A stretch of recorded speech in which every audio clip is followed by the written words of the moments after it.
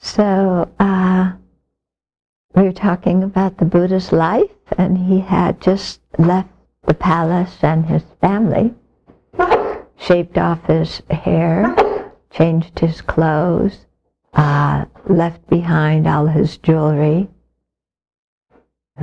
and gone from home life into homeless in search of the way out of suffering for himself and for others. Okay, so just even the fact that he had that kind of intention gave him a certain serene appearance that other people around him noticed, you know. So even though by normal standards he wasn't, if we're talking about him as an ordinary being, he wasn't fully enlightened at that point. But still, the radiance from his behavior and his very pure intention was felt by whoever was around him, and they noticed it. And even King Bimbisara, one of the great kings of the area, noticed that and sent and he himself went by royal coach out to greet him and said, "You are young, youthful, in the first stage of youth, endowed with the stature and coloring of a noble warrior. You would look glorious in the vanguard of an army, arrayed with an elephant squadron. I offer you wealth. Enjoy it. I ask your birth. Inform me." Okay, so he's going to become a general without even going through boot camp, you know. This is the kind of impression he had. And the Buddha explained who he was. But then he said, from the Sakya lineage I have gone forth, but not in search of sensual pleasures. Seeing the danger in sensual pleasures and seeing renunciation as rest, I go to strive. That is where my heart delights. Okay, so he's getting offered, this prominent position, and he's turning it down because he's not looking for wealth and fame and sensual pleasure in this life. Okay? We often think of sensual pleasure as just the immediate pleasure of seeing and hearing and tasting and touching and sex and these kinds of things. Okay? But also included in sensual pleasure is, fame and reputation. Okay? Because they're reliant on the good words of other people. Yeah, so it comes back to sweet words or reading sweet things.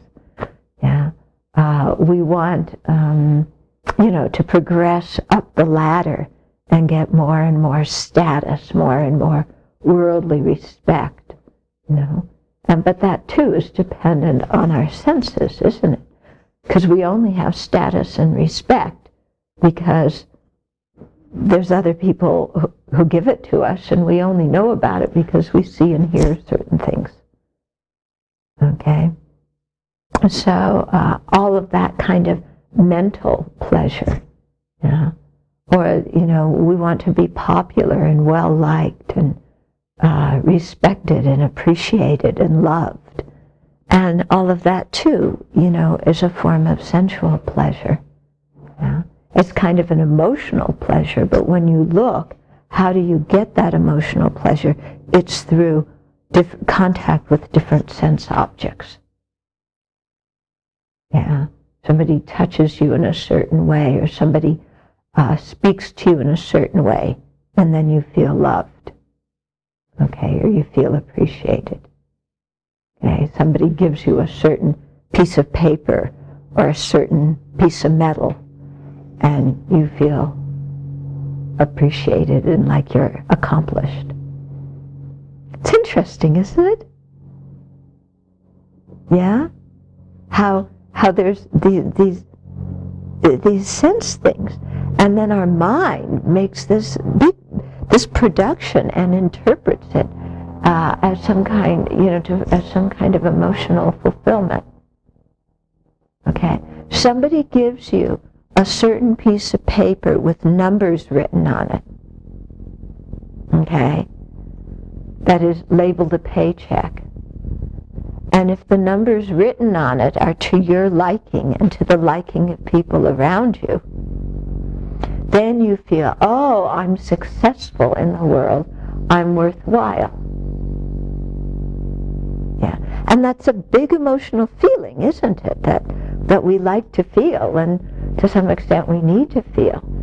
And yet, what is the basis for that feeling? It's a piece of paper with ink on it. And our mind interprets all of that. Oh, a certain amount of money. If I have that money, that means I'm worthwhile as a human being. It means my parents will love me. It means society will accept me. It means I can get this and that and the other thing, and other people will notice me. But all it is a piece of paper. Interesting, isn't it? Have you ever thought about this? Kind of, because we have certain emotional needs, and how do we get those emotional needs fulfilled? And are they actually getting fulfilled directly, or are they getting fulfilled because we have certain sensory experiences that we then interpret in a certain way and give them a certain meaning, and then that emotion arises within us?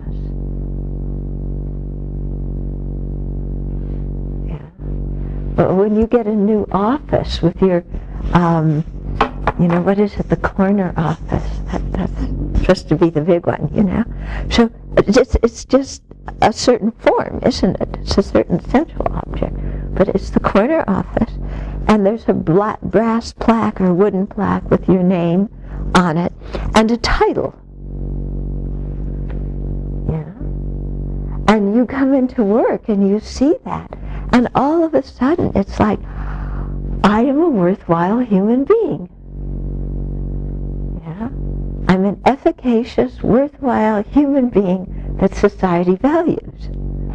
And this whole feeling of emotional fulfillment and success and everything comes in our mind.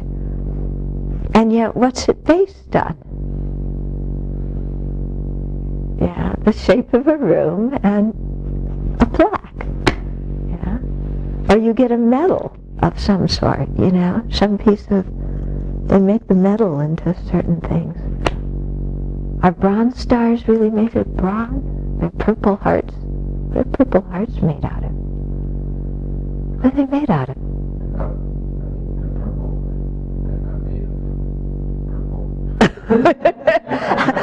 And they're not made of hearts either. But when you have all your medals and, you're decked out and everything,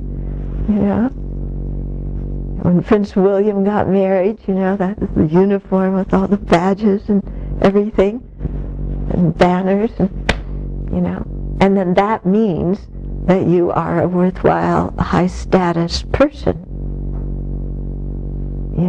Pieces of cloth.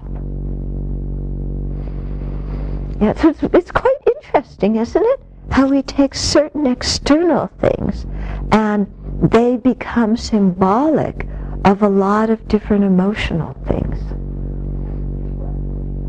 Yeah. Maybe one discussion group will do a little exercise about money, because money means all sorts of different things to us.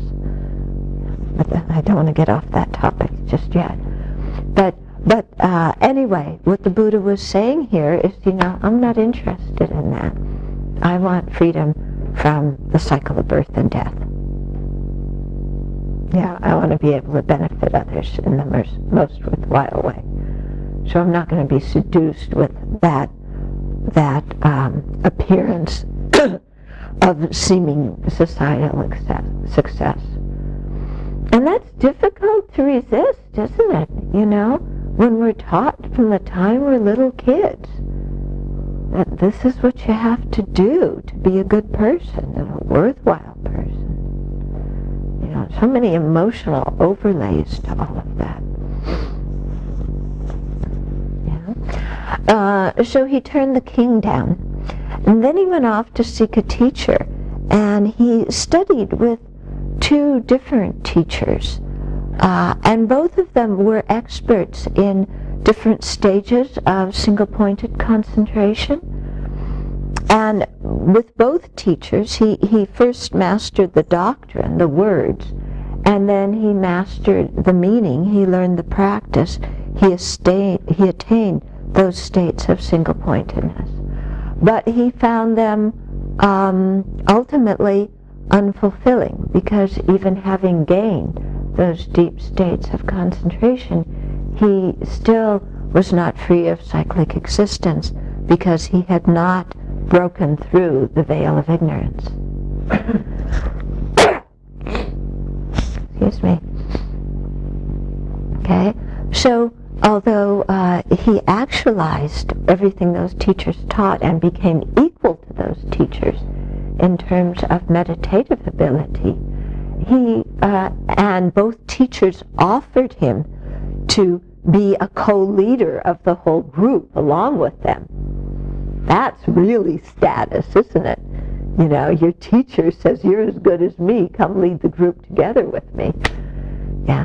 And in both cases, he turned them down and he left, because he knew in his heart of hearts that he hadn't yet, attained enlightenment, and that he had learned all that he could from those 2 teachers.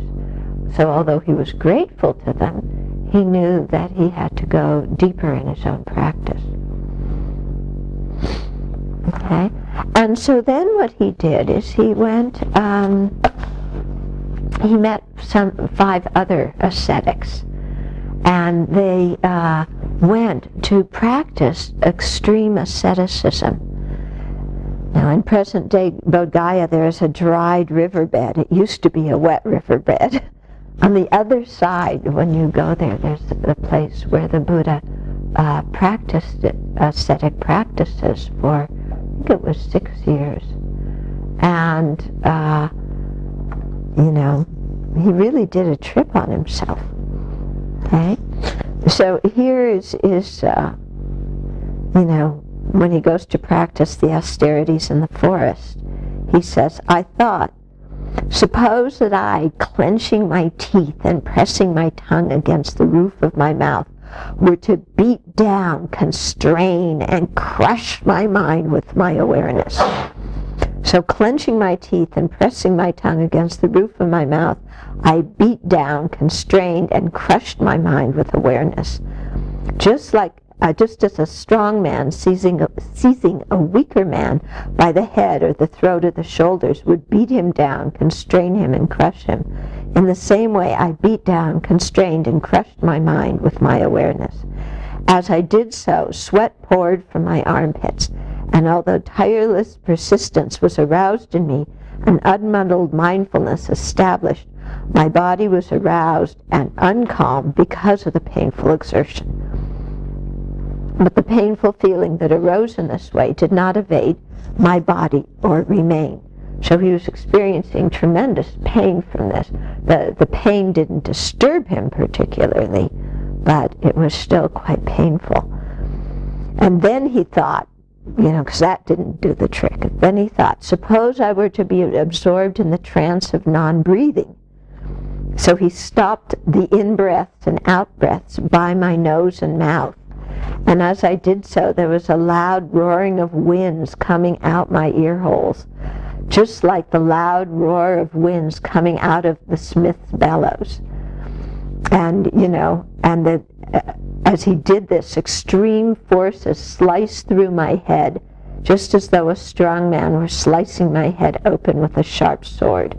Extreme pain arose in my head, just as if a strong man were tightening a turban made of tough leather straps around my head. Extreme forces carved up my stomach cavity, just as if a butcher or his apprentice were to carve up the stomach cavity of an ox. and going on and on about, he stopped his breath, great meditative achievement, but he's experiencing all this racking pain and still no realizations from it. Okay, and then he thought, suppose I were to practice going to altogether without food. We have it in our culture too, this idea that the body is so full of attachment that the only way to overcome the attachment is to, put yourself in a straitjacket, and so that's where you got the Catholic practices of beating yourself with the like a whip type thing, or wearing the hair shirts that were itchy and made your skin kind of yucky, and doing all these kinds of things, sitting in ice water, whatever, to tame the passions of the body. And so, you have that in Western culture, you have it in Eastern culture, especially at the time of the Buddha. There were all these people practicing these extreme ascetic practices, thinking that that was going to free the mind. Okay? It doesn't. But, this is what everybody thought, so this is what the Buddha was doing. So when he thought to go without food, then the devas, which are certain celestial beings, they said, please don't do that, and if you do it, we will infuse you with divine nourishment so that you stay alive. Because the devas had a lot of respect for him. And he thought, if I were to claim to be completely fasting while these devas are infusing divine nourishment in through my pores, I would be lying. So he dismissed them, saying enough, and then he thought, suppose I were to take only a little food at a time, only a handful at a time. Okay. And so that's when he started doing the practice of eating one rice grain a day. Yeah? And so you see in some museums this picture, they often call it the Gandhara Buddha, where the Buddha, he looks so ragged and incredibly thin and emaciated and hollow-eyed, and like he just come from a concentration camp. And this was the period of time when he was eating one rice grain a day. And so here he describes what his body became like. My body became extremely emaciating. Simply from my eating so little, my limbs became like the jointed segments of vine stems or bamboo stems. My backside became like a camel's hoof. My spine stood out like a string of beads. My ribs jutted out like the jutting rafters of an old run-down barn. The gleam from my eyes appeared to be sunk deep in my eye sockets, like the gleam of water deep in a well. My scalp shriveled and withered like a green bitter gourd, shriveled and withered in the heat and the wind. The skin of my belly became so stuck to my spine that when I thought of touching my belly, I grabbed hold of my spine as well. And when I thought of touching my spine, I grabbed hold of the skin of my belly as well. If I urinated or defecated, I fell over on my face right there. Simply from my eating so little, if I tried to ease my body by rubbing my limbs with my hands, the hair, rotted at its root, fell out from my body as I rubbed, simply from eating so little. So he was a mess. Yeah? And this, he practiced like this with others, thinking that by being so hard on the body, then that would purify the attachment that the mind had to the body. Okay? It doesn't. Yeah? Because the attachment is something mental, so torturing the body does not get rid of the mental attachment. We have to use understanding and wisdom to free ourselves from that mental attachment. Yeah. Otherwise, all the people starving in Somalia would be near liberation. You know, that's not what happens. Okay? So, he said, whatever priests or contemplatives in the present are feeling painful, racking, pierced feelings due to their striving, this is the utmost. What he was feeling was gone beyond. None is greater than this. But with this racking practice of austerities, I haven't attained any superior human state, any distinction in knowledge or vision worthy of the noble ones. Could there be another path to enlightenment? So he realized that what he was doing was fruitless. It was a waste of time.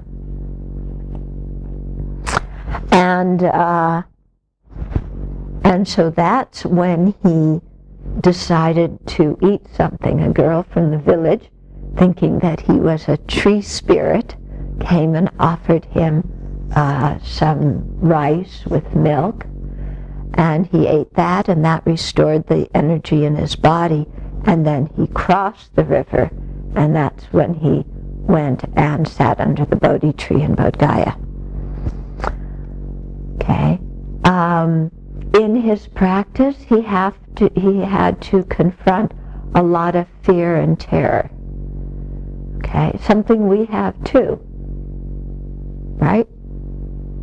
Yeah, all of us are full of fear and terror. Maybe at different things or at different times, but the experience of fear and terror is a common one. So the Buddha also had that. So he says, I stayed in the sort of places that are awe-inspiring and make your hair stand on end, such as park shrines, forest shrines, and tree shrines. These are shrines set up for the different local spirits in the area, and some of these spirits can be kind of nasty. And while I was staying there, a wild animal would come, or a bird would make a twig fall, or wind would rustle the fallen leaves. And he was very much on edge, you know. He's alone in these shrines, and there's spirits around, and then there's just a sound, or the bird makes a twig fall, or the wind blows, you know. And the thought would occur to me, is this that fear and terror coming? Okay, it kind of sounds like PTSD, doesn't it? You know, you have some horrible experience, and then you become hypervigilant, and then you're looking for it everywhere.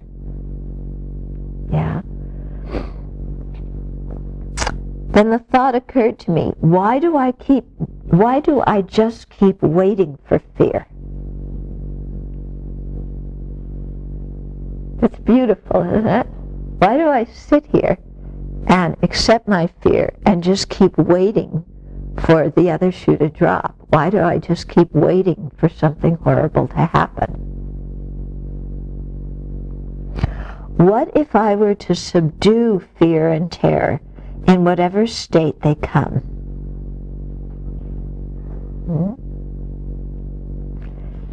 Yeah, in other words, instead of just having the knee-jerk reaction of fear and terror, what would happen if I were to deal with my fear and terror? What would happen if I were to find the way to subdue it?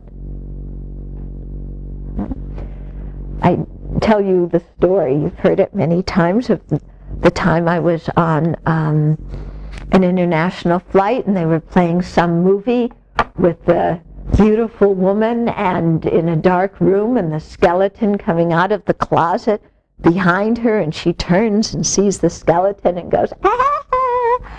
And my thought on seeing that is, why don't you say hello?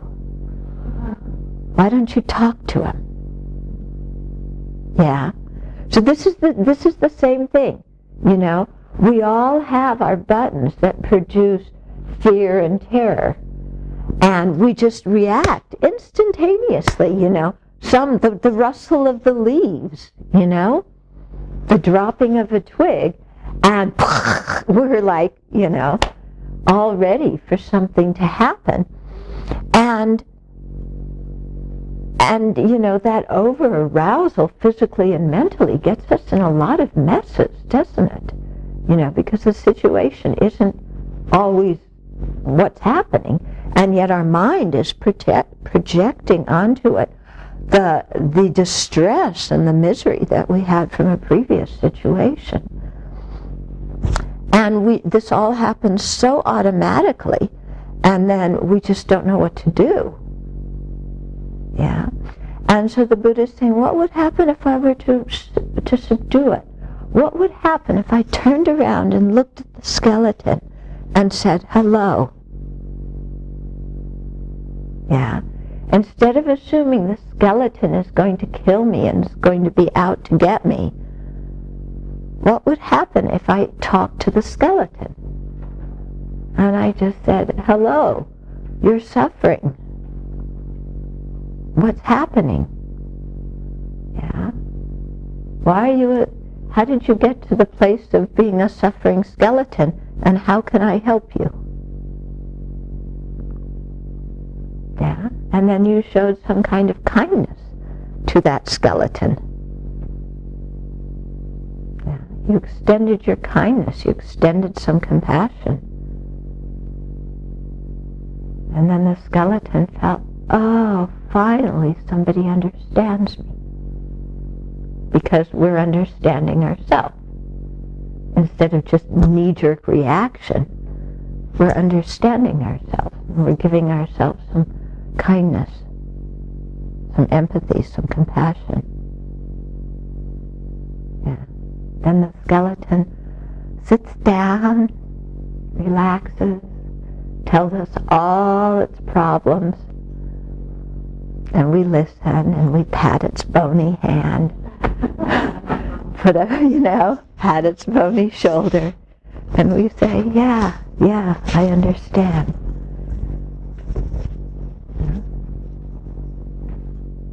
And then the skeleton begins to kind of glow and, becomes a radiant body, and we offer it some tea, and the skeleton has some tea, because no, because now he has a body of light. Yeah, so we have tea with the skeleton, and we see that the skeleton is nothing to be afraid of. There's nothing there to be afraid of in that skeleton. Mm-hmm. And then the skeleton just feels like, oh, how nice. No, not everybody's looking at me and screaming when they see me. All I've been trying to do all this time is say, please listen to me, please hear my suffering, but everybody screams when they see me. And now somebody's listening to my suffering and they're understanding. So I don't need to carry my suffering around with me. Yeah. So the skeleton puts down its suffering. We have a cup of tea with the skeleton. Then we go skipping off together. Well, but think of it, those parts in ourselves that terrify us the most, or some experience that we had in the past, that every time something remotely similar to it comes, we just get like this. What would happen if we applied some kindness and understanding to that?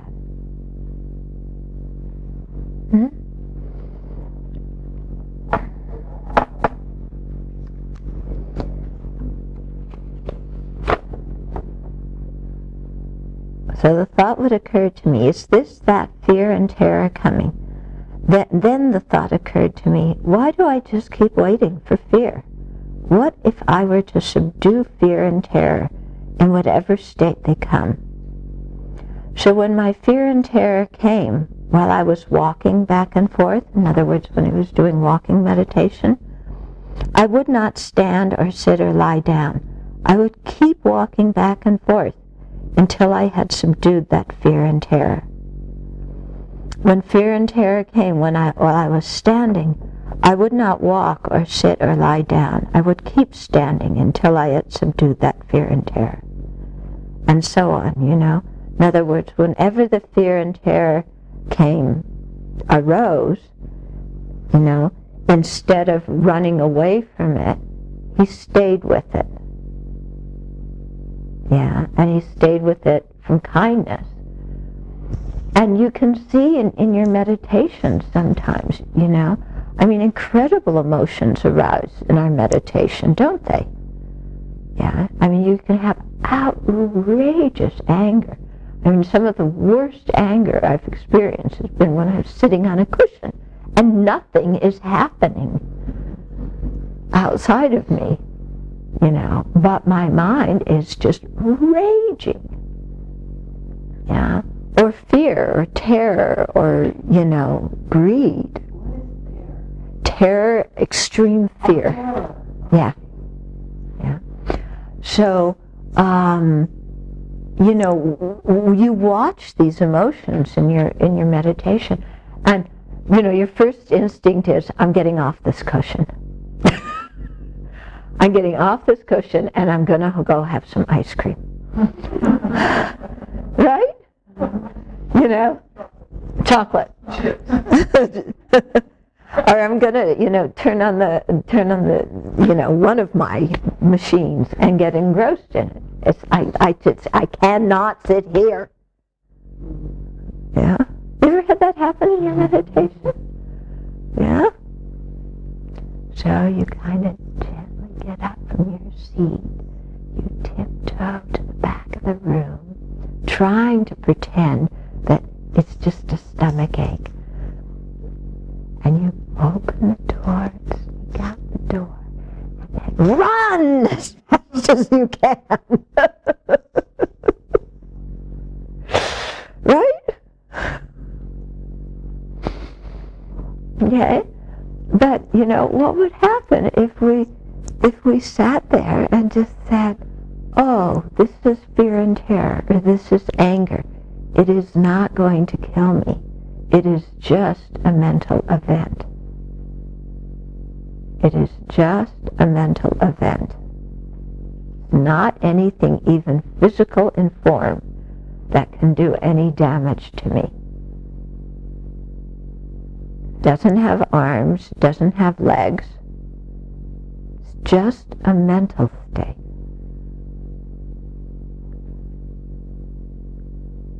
Yeah. Nobody's doing anything to me. There's nothing there that's going to harm me.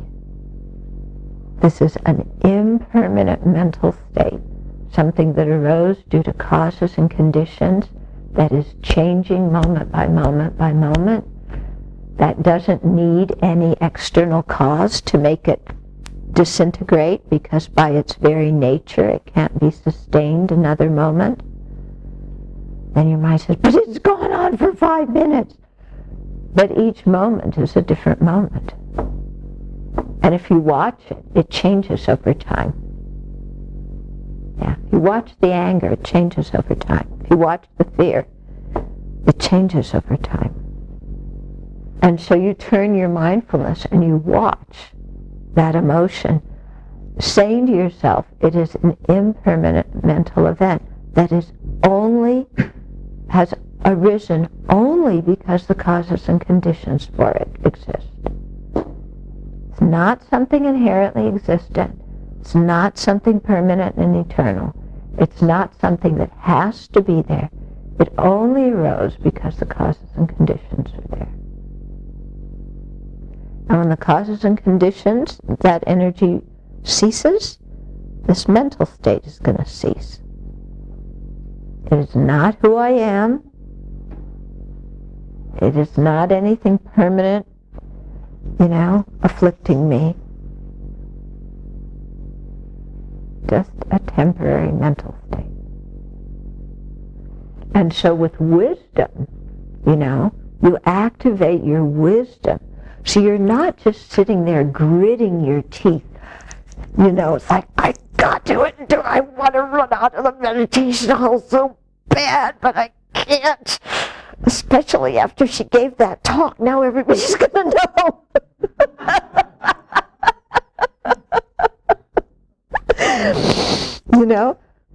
So you don't sit there and squeeze yourself. It's not like, I gotta get through this, It's not the macho,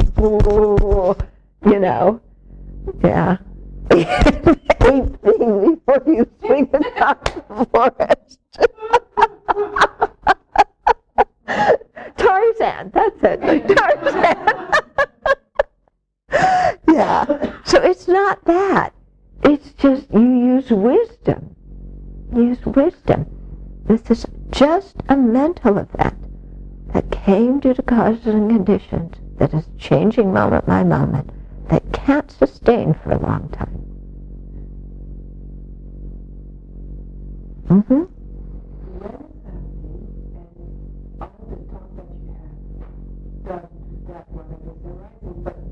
Will that kind of diminish, pushing away, disappear if I go to that reasoning that you just did? If you have to play with it, and you have to try it and practice with it, yeah, and really use your wisdom, not just repeat the words, but use the wisdom.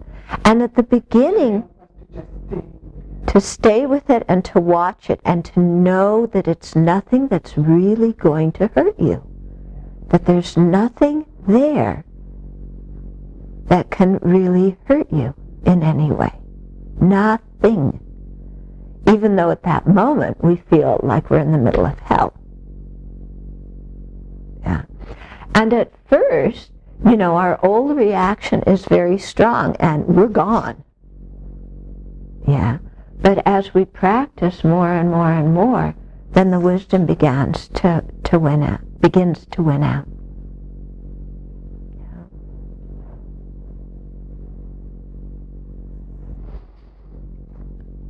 Yeah. Make some sense? Yeah. And sometimes, the old habit is too strong and we freak out a bit. And that's when our Dharma friends come to help us. Yeah.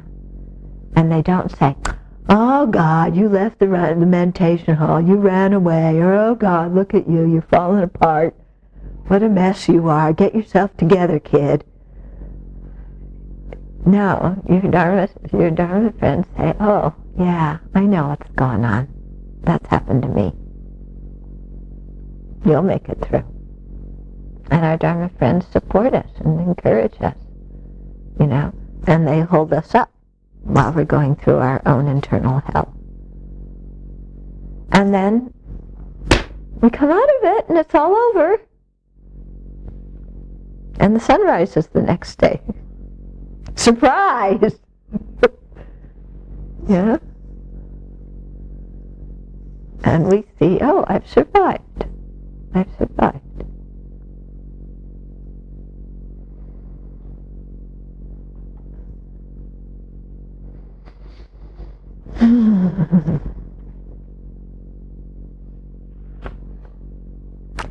Well, I guess we better end here. It's not as far as I wanted to get, but that's as far as we got.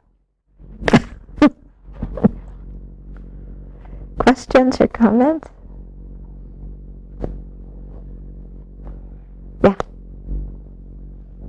That kind of understanding about our scary states of mind, that it can't really hurt us, if we really apply wisdom. And usually kind of the perspective that I've been thinking about is that only thing that really does hurt us is our mind. I mean that the one that causes suffering is our mind, but that can't really hurt us either. So is it just this understanding just showing nothing can really harm us? Well, it's showing that nothing can really harm us in the way we're fearing being harmed at that moment. Our afflictions can harm us. and they do harm us. I mean, that's why Shantideva goes into this big thing about, better to subdue the inner afflictions than the external enemies. So our afflictions do harm us. But at that very minute, whatever we're fearing is not going to harm us. Or that state of anger, whatever we're so angry about, that person's not even there. So the affliction that's arising can harm us, but the object that the affliction is kind of pointing towards will harm us. Yeah.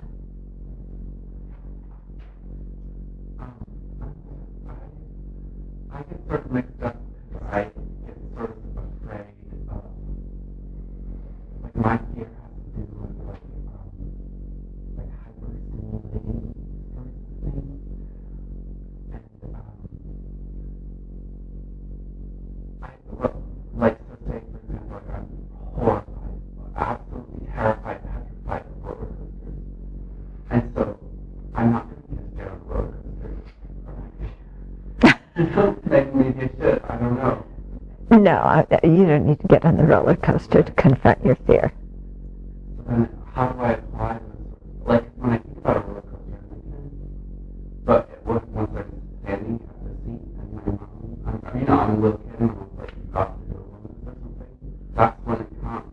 Mm-hmm. Or, I'm not really going to have that situation again, but I feel like that kind of fear is still there. Okay. I don't understand how to get that. Okay. So if you feel that that situation, like being on the roller coaster, isn't going to happen, but that fear is. Right. Fear is there. Right. So what you can do is imagine that situation, yeah, and imagine yourself being calm in it and saying, it's only a roller coaster ride. And I can say no. Yeah, because sometimes the fear might involve somebody making us do something that we don't want to. And to realize, oh, actually I can say no.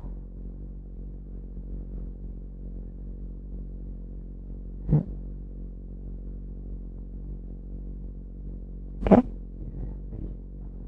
Mm-hmm. Renunciation as rest. Renunciation is rest. When our mind is filled with the opposite of renunciation, which is grasping at sensual pleasures, are we calm and relaxed and mellow? Right, no, forget the probably. Look at your own experience. When your mind is agitated and you want that chocolate ice cream, it is not calm, So we can see that, the attachment to the sense object stirs the mind up. It makes it very uncalm. So renunciation is rest, because we're putting that stuff down. We haven't yet eliminated the seeds in our mind stream. Those afflictions still come up. But we can say, oh, that's not really what I want. Put it down, and then the mind is at rest.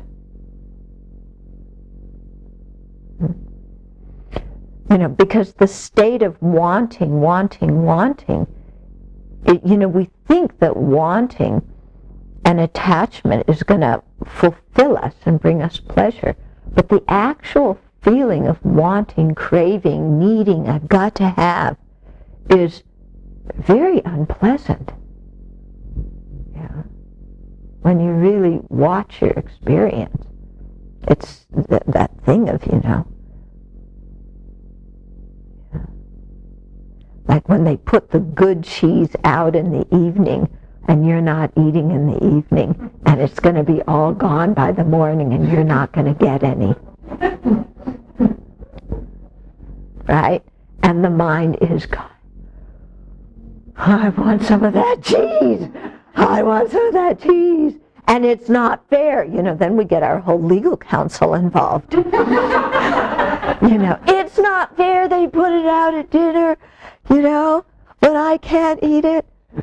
Or she made those chocolate chip cookies on precept day, and I'm smelling those cookies and I can't eat them? Ah, it's not fair. A few comments. Yeah. I bet you did. You know, and that mind was like, oh, I can't wait until sunrise tomorrow to eat a chocolate chip cookie. Did you put them out for breakfast? No. I want them to suffer a little bit more. Oh, okay. Yeah.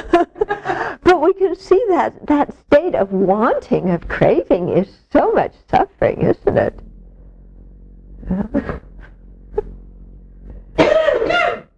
Okay. Shall we dedicate? Anybody have a question? Okay, let's dedicate then. Due to this merit, may we soon attain the awakened state of Guru Buddha, that we may be able to liberate all sentient beings from their suffering. May the precious Bodhi mind not yet born arise and grow. May the born have no decline, but increase forever